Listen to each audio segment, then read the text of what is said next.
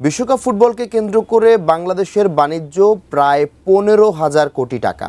মাসব্যাপী এ খেলায় ক্রীড়া সামগ্রী ও টেলিভিশন বিক্রি, বিজ্ঞাপন এবং রেস্টুরেন্ট ব্যবসায় এসেছে গতি। তবে বিশ্লেষকরা বলছেন, বিশ্বকাপ মৌসুমে আন্তর্জাতিক পোশাকের বাজার ধরার প্রতিযোগিতায় পিছিয়ে ছিল বাংলাদেশ। মাহাদি সেকেন্দারের রিপোর্টে বিস্তারিত।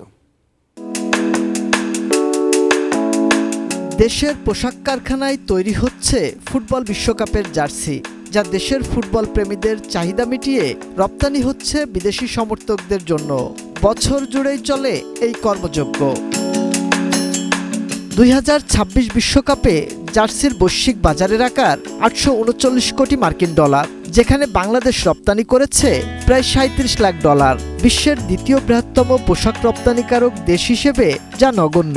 এর পেছনে রয়েছে বিশ্বকাপের অফিসিয়াল জার্সি সরবরাহকারী অ্যাডিডাস, নাইকি বা পুমার মতো ব্র্যান্ডের অর্ডার না পাওয়া।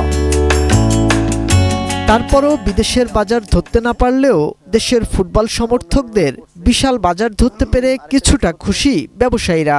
শুধু আমি না, এই স্পোর্টসের ব্যবসায়ী যারা ছিল, এই 2 মাসে তারা মিনিমাম 2-3 বছরের ব্যবসা করার সুযোগ পাইছে। টোটাল সার্কেলিংটা করার জন্য বা প্রোডাকশনটা করার জন্য আমরা 1 বছর আগে থেকে প্রিপারেশনটা নিয়ে রাখি।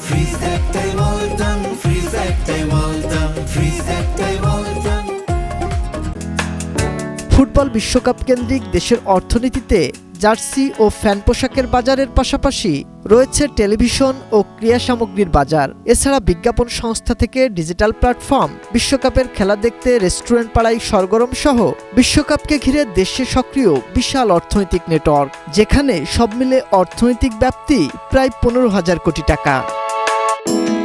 খাত সংশ্লিষ্টরাও স্বীকার করছেন, ফুটবল বিশ্বকাপের উন্মাদনা গতি এনেছে ব্যবসা বাণিজ্যে। একমাত্র খেলাকে উদ্দেশ্য করেই রাত্রের এই সেলটা হচ্ছে।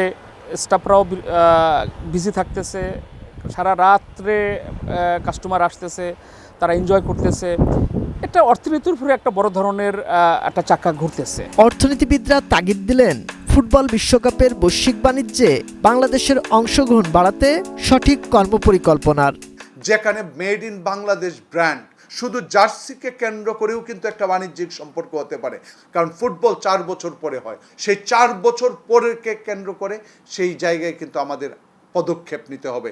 সে সাথে প্রযুক্তির সাথে তাল মিলিয়ে বিদেশি ব্র্যান্ডের বাজার ধরতে পণ্যের বহুমুখীকরণের পরামর্শ বিশ্লেষকদের। তাদের কিন্তু আমাদের এখানে কনফিডেন্সটা থাকবে যদি আমরা সাপ্লাই সেটটাকে স্ট্রেনথেন করতে পারি। যে ধরনের প্রযুক্তিগত ইনভেস্টমেন্টটা লাগবে, মেশিনারিজের দরকার আছে, সেই জায়গাটায় আমাদের আরও ইনভেস্টমেন্ট দরকার। এবং এক্ষেত্রে আমার বিদেশি বিনিয়োগকে আকৃষ্ট করাটাকে আমি একটা গুরুত্বপূর্ণ কৌশল হিসেবে দেখি। মাহাদি সেকেন্দার, এটিএন নিউজ, ঢাকা।